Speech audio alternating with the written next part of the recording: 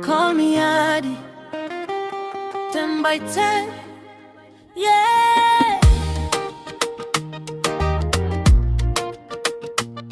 Oh yeah,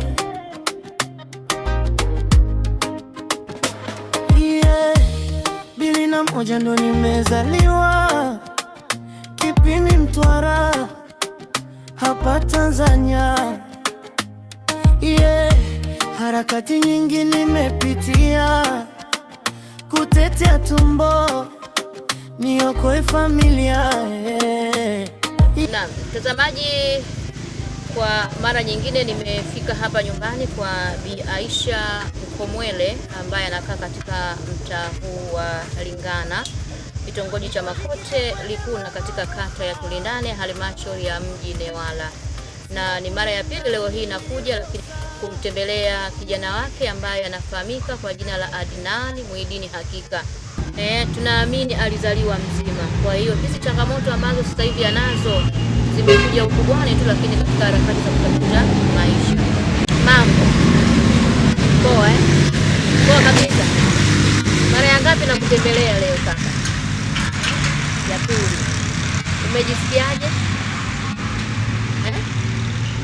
Fresh. Siku nyingine utakutembelea wewe. Utakuja redioni tu. Utakuja. Okay? Haya, sasa wakati tunakuja hapa tumesikia ukiuachia wimbo hapo, nafikiri ndio ambao unaelezea historia yako ya maisha, Kwa faida ya msikilizaji, labda tunataka tujue sasa historia ya wimbo huo, umebeba nini na nini kutoka kwako wewe.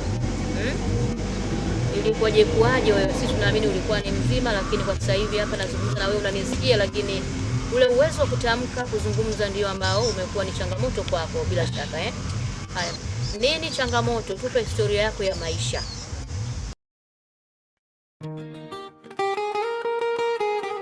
Ona, call me Adi, 10 by 10, yeah.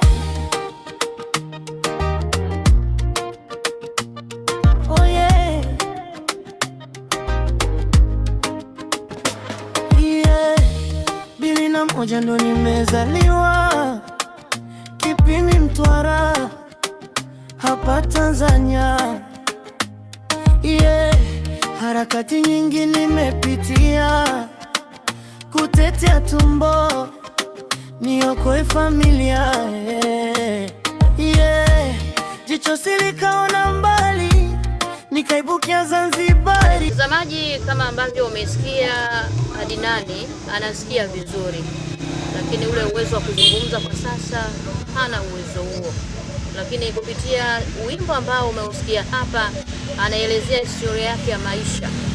Kwa hiyo na hapa nitaeleza kwa ufupi historia yake ambayo imeandikwa hapa. Anatamani kuzungumza, lakini anazungumza kwa njia ya maandishi.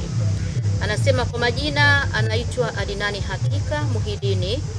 Alizaliwa tarehe 11 ya mwezi wa kwanza mwaka 2001 katika kijiji cha Kipimi, kata ya Makote, halmashauri ya mji Newala, mkoani Mtwara. Alianza elimu yake ya msingi katika mji wa Dar es Salaam mwaka 2009.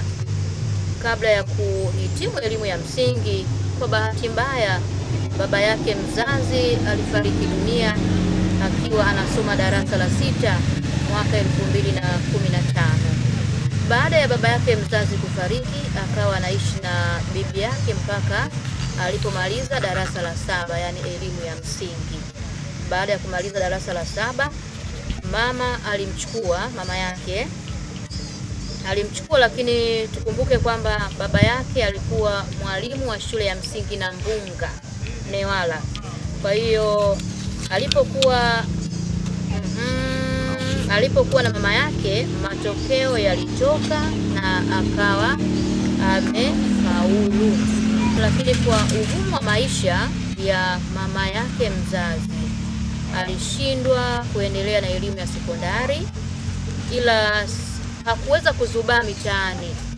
Alijiunga na chuo cha ufundi VETA katika wilaya ya Masasi, ila hakumaliza kutokana na ada, changamoto ya kipato, ndipo akarudi nyumbani na kuendelea na shughuli ndogo ndogo, ila ndoto yake kubwa mpaka sasa ilikuwa aje kuwa msanii mkubwa kabisa katika tasnia ya muziki, lakini akawa anaimba nyimbo mbalimbali. Mwaka 2021 akapata bahati ya kuelekea Zanzibar, yeye na kaka yake Razaki Burwani Omar, katika kampuni ya uuzaji wa mabeseni na vyombo vile vidogo vidogo vya plastiki. Kwa hiyo anaeleza hapa Adinani walifanya kazi hiyo huku akiwa anaendelea kuimba, ambapo alitoa nyimbo 6. Baada ya mwaka mmoja kuisha na kuona kwamba hamna mafanikio yote ambayo anayapata, akaamua kutoka Zanzibar na kuelekea jijini Dar es Salaam. Anasema ndipo akapata wazo la kwenda Dodoma katika kampuni ya kujenga magorofa. Huko ndiko majanga yalikoanzia. Alifanya kazi hiyo kwa muda wa mwaka mmoja. Baada ya kufika mwaka 2023 mwezi wa 10, ndipo akapata ajali. Yani ilikuwa ni asubuhi majira kama ya saa 5. Alikuwa anaendelea na shughuli za ujenzi, ambapo alikuwa chini ya gorofa anateka maji, ndipo ghafla mbao ikatoka gorofa ya 5 na kumwangukia yeye kichwani. Hapo hapo alianguka chini na kuzimia moja kwa moja. Kwa hiyo kutokana na changamoto hiyo, siku takriban mwezi mzima alikuwa hana fahamu yoyote. Kwa hiyo hii ni historia fupi ambayo ametupatia Adinani kwa njia ya maandishi, na wimbo wake umeeleza kinagaubaga kabisa. Kwa hiyo baada sasa ya yeye kuzimia kwa muda kama wa huo mwezi mzima, hakuna ambacho anakielewa nini ambacho kilitokea zaidi.